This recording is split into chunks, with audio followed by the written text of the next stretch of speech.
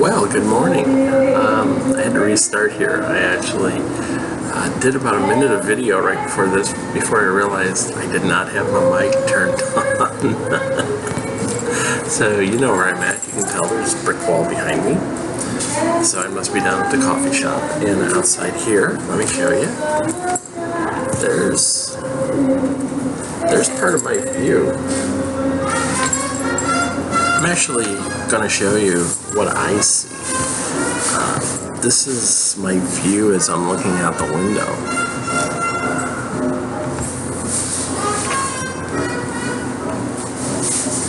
And that's actually, you know, what I'm looking at all the time. When I'm looking out the window, I'm seeing all this stuff over here. So, yeah.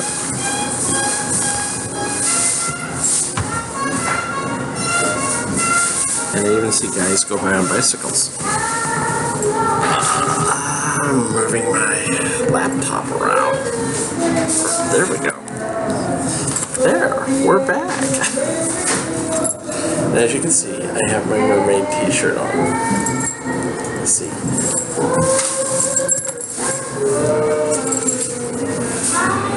We mermaid for each other. My little mermaids, yes. Going along with my mermaid story, which I will continue today. The interesting thing is going to be, I don't know what else I'm writing today. There's all sorts of things I should do. I think this afternoon I'm going to tackle my Sense8 TV recap. So that'll take up most of my afternoon, which means I'll do my regular writing here in the morning, and then tomorrow I have stuff I gotta write too. So it's never over. But coffee.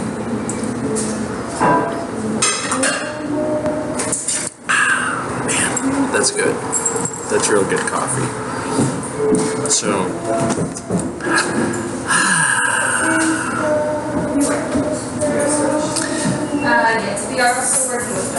interesting thing I had happen last night, and this is going to seem kind of strange, I know, for some of you, because you're going to say, Cassidy, I thought you didn't believe in that sort of stuff. I actually had a tarot card reading last night, and yeah, it's funny because I have actually performed those in the past, and had some people really kind of get freaked out over it. Because I had one guy, I was reading his, and he was like, you know, you're just telling me all this stuff that just happened to me, and he said, I can't believe it. And but, you know, generally speaking, I don't put a lot of faith. I don't put any faith in that sort of stuff. I think sometimes, especially when it comes to paranormal stuff, we're looking for things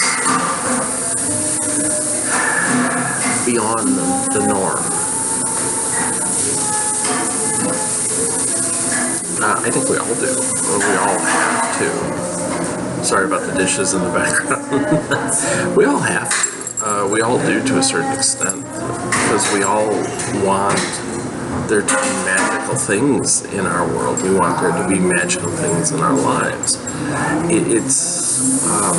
It's kind of bad, you know, the type of magic that I write about with Annie and Carrie doesn't exist. But then again, you gotta wonder, if you actually ever met two kids like Annie and Carrie who could basically snap their finger at you and just kill you like that, would you want to? Would you even want to know what's going on with them, that they exist?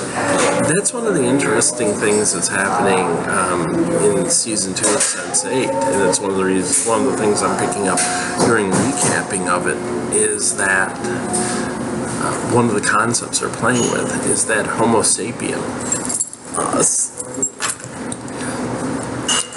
Homo sapien is afraid of everything that isn't Homo sapien.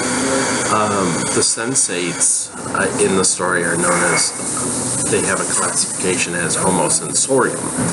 They're actually not a branch of human evolution. They're not actually come about because of human evolution. They're actually a branch from somewhere further back in time. And as one guy points out, every time Homo sapien comes in contact with another species, it just gets its genocide on and starts whacking it out. We have a tendency not to be comfortable sharing our planet with other species. This is one of the things I'm going to bring up eventually in my mermaid story, is that one of the reasons they stay hidden for the most part is because they're afraid to be exterminated. Once Homo sapiens realize that mermaids exist, they'll go after them, just wipe them out. And that's basically also what's happening in Sense8. They're dealing with the situation of humanity really wants to kill them because they scare the hell out of Homo sapiens. It's like an inborn fear that they have of anything that is more advanced than them. I don't know what you call my witches. Homo magica? They are human. They do come from human, and it's a genetic thing that causes them to be able to perform magic, and not everyone has it. It's almost like, among normal families, it's like the recessive gene comes out. Except in this case, the recessive gene allows you to, kill people, or fly, or change into a bird, or a panther, or something like that. And of course, they're very careful about hiding in plain sight, which is what they call it. Since they look like us, they've wormed their way into society in such a way that they can pull a lot of the strings that would normally be pulled to go looking for them. That's one of the things that my witches have done, is that by controlling some of the history of mankind, by getting in there and being a visible corporation that has ties to governments, they can head off all of that crazy bullshit that comes about when people go, there are witches? Oh my god, let's kill them all. Then they can sort of step in and say, no, we don't know what you're talking about. You're just being psycho. Lighten up, Francis.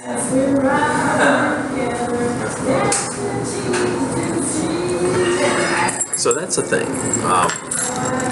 It's an interesting concept, and it's one that I haven't really touched on a lot in the story. It's kind of one that is implied. I mean, we know the Foundation is kind of everywhere. So,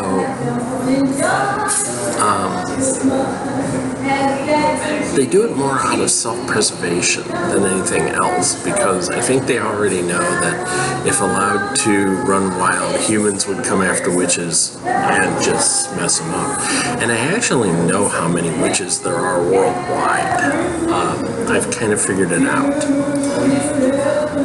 I'll have to bring that up in the novel at some point, but yeah, there's a ratio, and it's a lot.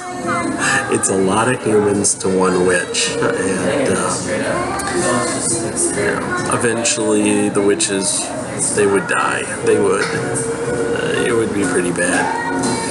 Which is probably, again, why when you think about it, you discover that the Foundation actually has their own military branch. The Marshals Service is basically their paramilitary corps.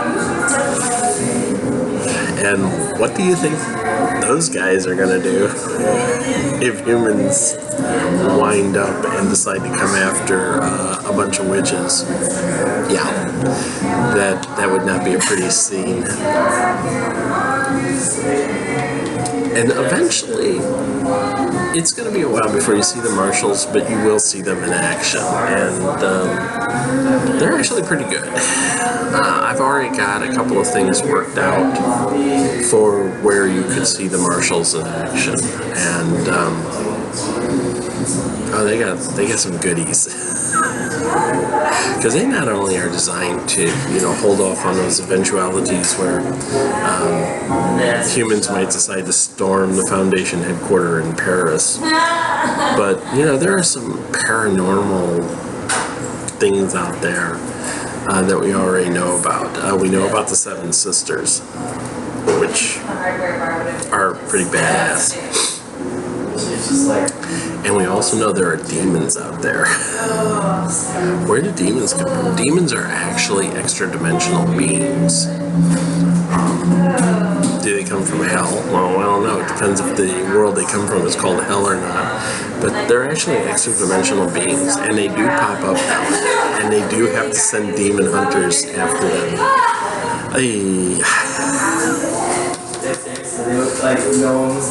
They're nasty little creatures, or in some cases, big creatures. Yeah, they're not pleasant. They're bad. Technically speaking, if there are creatures known as angels, they're just as bad. Angels are kind of nasty. One of the best movies that I like that dealt with the story of humanity and angels is The Prophecy. It is kind of a cheesy flick, but I mean, you have Christopher Walken as the angel Gabriel. Come on. And Viggo Mortensen as Satan, and his Satan actually, of the two cinematic Satans I can think of that I like the most. Of course, Al Pacino. I love him simply because he is just so freaking over the top in the way he portrays him. Though you could almost see, Satan being a bit of a narcissist and a megalomaniac acting the same way. And then there's Viggo Mortensen who plays Satan, and he is such an evil badass. And yet, he never really once raises his voice. I think he only makes like one or two threats, and they're just sort of like off-the-cuff threats, but the way he portrays them is actually kind of chilling, and it falls back into something that I've said cinematically, but I first used to say this in role-playing games. Especially when I would run a game like Vampire the Masquerade.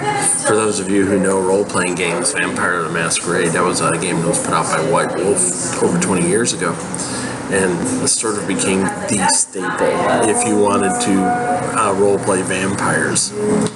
And they had a couple of vampires, especially in Chicago, that were extremely powerful. I mean, they were just like massively powerful creatures. And not to knock on any other DMs or GMs or whatever you want to call them, but a lot of times when I would be in games where other people were running Vampire, and if you encountered these massive badasses, they tended to act like megalomaniacal you know, cinematic villains. I mean, they were just like way over the top in terms of how they acted. Like they had to prove to you that they were these, you know, super badasses. And one of the creatures was 3,300-year-old vampire who originally was the model for Helen of Troy, who lived in Chicago. And she was like probably one of the most powerful vampires in the world. So when I was running the game, my characters actually got to meet her.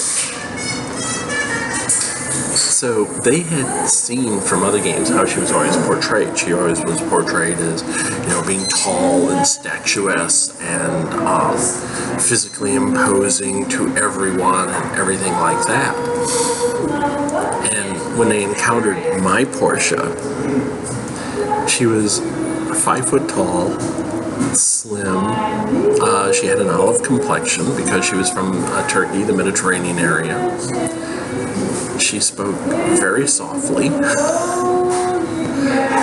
She dressed very unassumingly. She was actually running a club at the time, so when they ran into her, she was dressed in like a pair of flats, a forest green blouse that was a V-cut blouse, and flats. And, you know, she was like, hey, how you doing? You know, nice to meet you, stuff like that. And she never once let on everything. And after all the players got done encountering her, we took a break. And most of the players were like, wow, that wasn't really how I anticipated her being seen. She seemed kind of underwhelming. And when everybody else sat down, I says, here's what I want you to know. I said, if you think about it, if you're 3,300 years old, if you have survived numerous attempts to be assassinated, if you have lived through multiple wars and come out on top, if you have vanquished hundreds of vampires who wanted to take you down, if you have managed to carve out a niche for yourself in the Chicago underworld, basically by the force of your power, you don't have to come across as a badass. You already are, and people should know that. You know, word of your accomplishments, word of your deeds are already out there. So why do you have to pretend you're a badass to everyone? You don't have to. You already are, and they should know that. And that's what I said. I go, she's not going to put on airs. I go, if she has to show you she's a badass, your life is going to be measured probably in seconds at that point, because she is going to turn on some power, and she is probably going to snuff your butt right then and there, and there ain't a damn thing you can do about it. Because if she has to show you she's a badass, she's about to kill you, or kill someone close to you, or make you both wish you were dead. And I kind of think that that's really a good way of portraying a lot of villains. You know, a lot of times we have to see cinematically, especially, that the bad person is bad because they're doing bad things. And we have to see how bad those things are, by just how bad they are. And it's like, please. I think another one who's like that, if you look at another one who's very unassuming as a bad guy, of, like, say, the James Bond villains, is Elliot Carver, the guy from, oh God, what was that? The World Is Not Enough, who was basically a combination of Steve Jobs and Bill Gates. In fact, he looked a lot like Steve Jobs. And also a bit of Rupert Murdoch thrown in there too. I mean, you know, basically his his deal was he wanted to take over control of the media in China. That was his big thing, because he knew it would generate tons of money for him, which was, at that time, people joked, that was exactly what Rupert Murdoch was trying to do. But he's such an unassuming individual. He was such an unassuming person that you didn't think of him, you know, a lot of times as this badass villain. And he was probably, of a lot of the villains, probably one of the most powerful there was, because he controlled this gigantic media conglomerate. Although he typed one-handed, that used to piss me off. It's like, no. You know, he's got the keyboard in his hand. One-handed. It's like, oh, for God's sakes, please. This is one of the oldest things in the book. I'm so good I can type one-handed like this. Oh, Jesus, go away.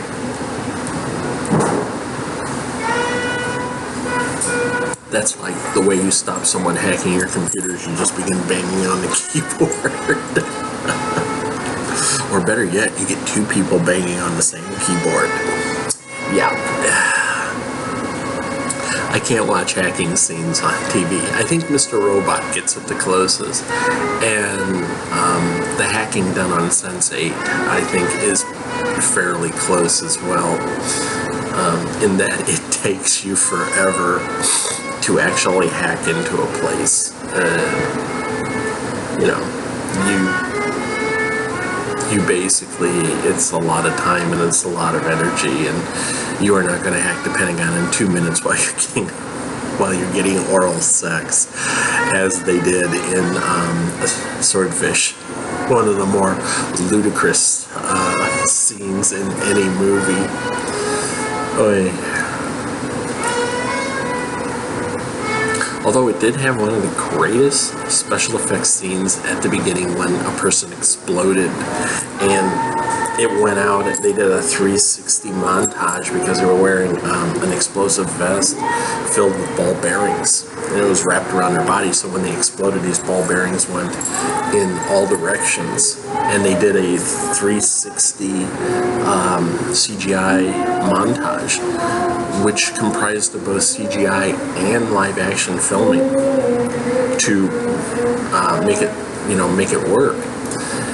And it's so good that even the special effects guys who worked on it said they can't remember what parts are CGI and what parts are real. It's just like, I don't remember. That's kind of an interesting thing. Very interesting. So what are we talking about? We've talked about mermaids, we've talked about TV recaps, we've talked about ultimate badasses, we've talked about Homo sapien killing anyone who isn't a Homo sapien. It's been kind of an interesting morning. I'm all over the place, and I'm coming up on 25 minutes, so I think that that's good enough for a wrap this morning, so I can get to my writing. And you got to see out my window too. So, yeah, not much else going on today. It's a slow, slow day, but I will be busy, and I have things I have to do, and I have to actually get out and do some driving and pick up a few things, and my world never ends. I think tonight I'll actually go to a movie. They're playing Colossal at the Midtown Cinema up here. So I think at some point I'll either walk or lift up there and go to the film, maybe grab a couple of drinks before I go in and watch the movie, and then, you know, relax and take it easy tonight. Because, you know, we do need that me time. Just remember that. So upbeat music coming here. I'll talk to you guys later. Bye.